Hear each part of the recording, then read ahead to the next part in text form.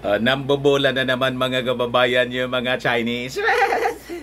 Bakit niya Mr. Maravillas? Ito ang sabi dito sa balita, Manila Standard po. Sabi dito, China again says ready to hasten Code of Conduct Pact with ASEAN.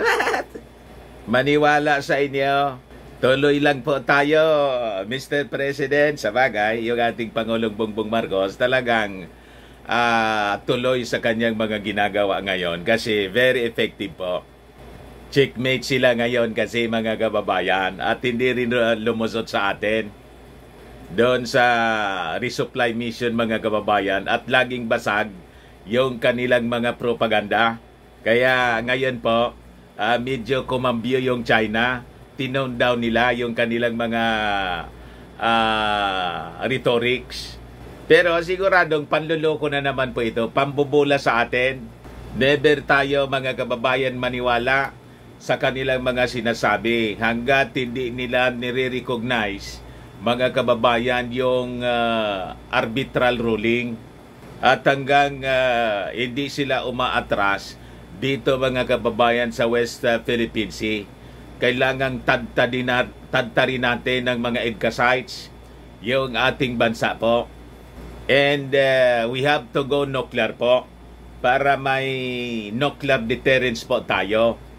Yung pagbabawal po sa ating konstitusyon, kailangang baguhin natin yung ating konstitusyon. Kasi pro-Chinese interest po yung ating konstitusyon. Korikong konstitusyon kasi po. Di ba? Iginapos po ng ating konstitusyon yung ating mga kamay mismo. Binawal sa atin na gumamit ng nuclear. Ganon tayo sinalaula mga kababayan ng mga dilawan.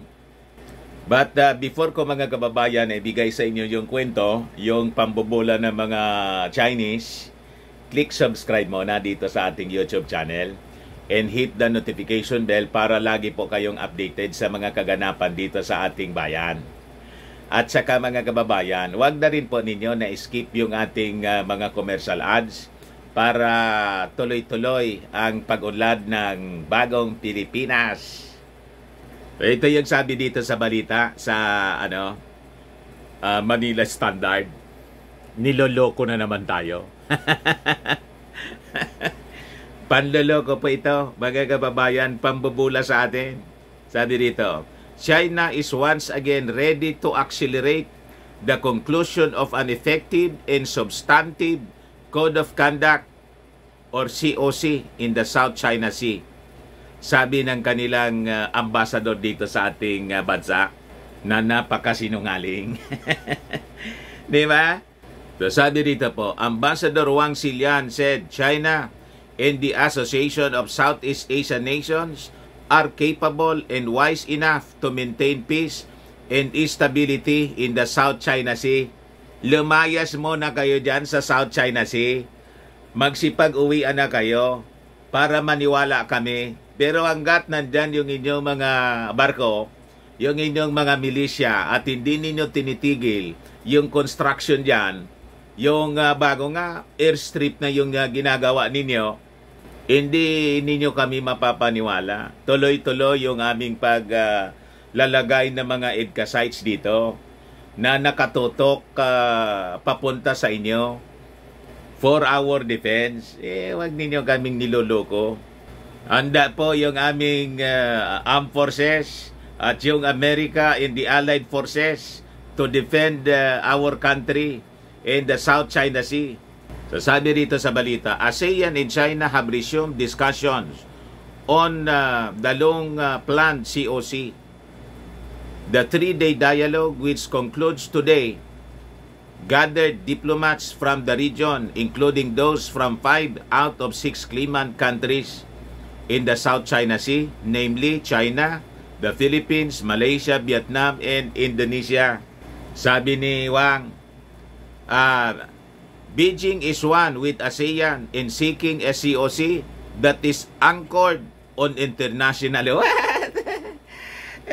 International law ninyo, hindi man ninyo nire-respect yung international law. Particularly daw, the United Nations Convention on the Law of the Sea or UNCLOS. Kita ninyo? Arap-arapan na panloloko yung ginagawa nila.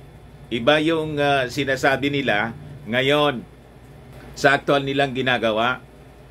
And yung statement nila in conflict sa mga sinasabi nila, mga kababayan, na hindi nila nire-recognize yung arbitral ruling. Di ba? Yung arbitral ruling, mga kababayan, yun mismo yung UNCLOS. Tapos sasabihin nila rito na anchored on international law in UNCLOS. O di ba, para na panluloko po ni Silian? Huwag kami. Ito po si Silian, yung napakasinungaling na ambasador. Dapat nito, mga kababayan, pinapatalsik. Tama yung suggestion po ni Philippine Ambassador to the US, Jose Romualdez. Wala niyang dapat pinag-uusapan tayo. Hanggat hindi nila nire-recognize yung arbitral ruling, huwag tayong makipag-usap muna sa China. At kailangan na palakasin yung ating posisyon rito. Yung ating engagement with the like-minded nations. And it's nice, mga kababayan, na right now, isolated na po yung China. Nag-iisa lang sila. Tama itong statement po ni Midel Aguilar, yung spokesman ng Armed Forces of the Philippines. Ito po sabi ni Midel Aguilar sa interview ng ABS-CBN. Other side is alone. Armed Forces of the Philippines thanks international community for backing Philippine rights in the South China Sea. Kaya naglaylo, mga kababayan, hindi na tayo binumba ng water cannon. Kasi alam nila, handa tayong dumifend at nakasilip yung Amerika. May lumilipad na eroplano ng US Navy, mga kababayan. Nakadungaw doon. Kaya hindi makaporma yung mga Chinese po. Yung Chinese Coast Guard. Although nag-attempt sila na i-block tayo, pero hindi naging very aggressive tulad ng dati. So, tapos nagpalusot sila. Sinabing for humanitarian consideration niya, kaya inalaw namin. Sinong niloloko ninyo? So sabi dito sa balita, the Armed Forces of the Philippines on Wednesday thanked the international community for supporting the Philippines' rights over parts of the South China Sea, saying China was isolated in the issue. Wala man talagang sumusupport po, mga kababayan, sa posisyon ng China sa international community. Walang bansa na kumakampi sa kanila. Ang support nila, mga kababayan, galing kay Mao Diggs, tapos mga DDS dito sa ating bansa. That is the irony, mga kababayan. Pero sa international community, wala mang support po. Kahit yung Russia, hindi magsalita. O, diba? Yung North Korea, Iran, ito yung mga kaalyado ng China, hindi man po kumikibo. Walang sinasabi tungkol sa issue dito. Pumapabor sa posisyon ng China. Isolated talaga po sila. So sabi rito, the United States, European Union, Japan, South Korea, and Australia were among the nations that earlier scorned China's use of water cannons against Philippine supply vessels sailing within the Philippines exclusive economic zone. Kasi mali po.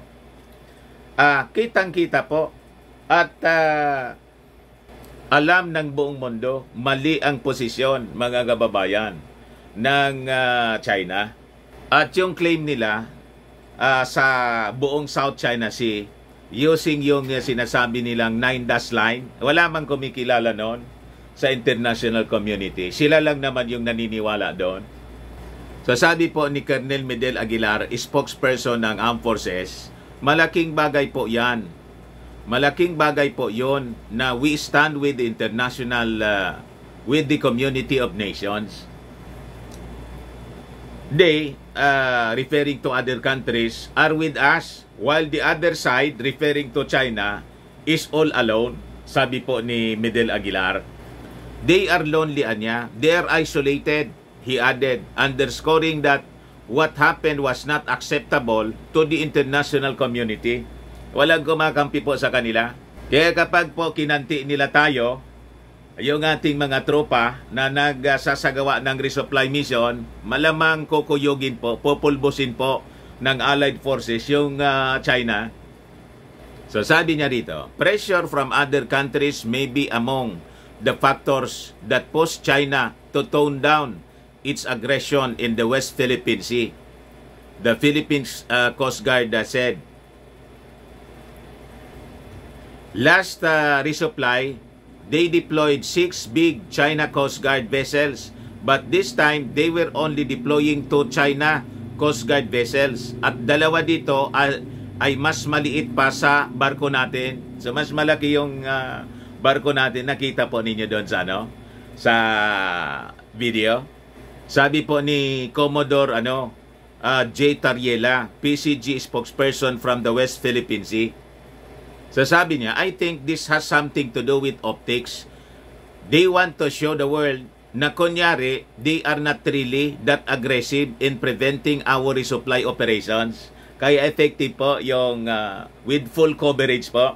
Although hindi po live, recorded siya, nakatulong po para ma-expose yung mga pang-abuso na ginagawa sa atin ng mga Chinese. At siyempre, nakatulong yung lumilipad-lipad na eroplano ng Amerika. Hindi na nila tayo kayang sindakin. Sila ngayon yung nasindak. So sabi rito, the PCG also belied Beijing's claim that it allowed Philippine ships to deliver food supplies to BRP Sierra Madre for humanitarian concerns. The resupply mission niya we had yesterday was not a walk in the park. We still experienced dangerous maneuvers. They still attempted to block our resupply operations, sabi po ni Tariela. We don't need permission from the People's Republic of China. We don't need to explain what are the supplies we need to bring on board the BRP Sierra Madre, sabi po niya. Ito po mga kababayan, yung ating yung ating Coast Guard vessel. Mas malaki na kaysa sa kanila. Kaya hindi tayo nasindak. At saka sila ngayon yung nasindak. Ito pa. Ito yung Coast Guard natin mga kababayan. Ito yung Chinese Coast Guard. Hindi tayo dapat magpasindak talaga mga kababayan. Ito mas malinaw. Ito yung atin, malaki siya. Ito yung Chinese Coast Guard. Ito yung Philippine Coast Guard vessel. Bumangga sila. Baka sila pa yung maunang lumubog. Di ba? Kasi mas malaki yung atin. So importante talaga may naka-cordon, may nakabuntot na malaking vessel o barko ng ating Philippine Coast Guard. But anyway mga kababayan, pag nasimulan na natin yung joint patrol with America, Japan, and Australia po, I think titigil na ito na mga Chinese sa pang-aabuso po sa atin. Unless gusto nilang simulan yung tribulation po ng mundo. Di ba? Ayun man lang po, mga kababayan. Baka lang gusto ninyo po itong itry. Firmax Firming and Lifting Cream. Pinapahid po sa mga pulses and affected area. Mainam po sa paninigas na mga kaso-kasuan. Ito naman po, Automax Radiant Serum. Sa mukha naman yung application. Anti-aging po siya. You will look 10 years younger than your age. Sa mga cancer patients naman po, baka lang gusto ninyo itong itry. Neng sa Red Mix Fruit Drink. Hindi man po siya gamot, food supplement siya. Kaya lang, gawa siya mga kababayan sa goji berry. Yung goji berry, may anti-cancer properties. Yung mga inquiries po ninyo, dumiretso na lang kayo sa aming messenger sa Facebook para masagot namin agad. Okay pa, ako po si Dante Maravillas. Bye-bye. God bless.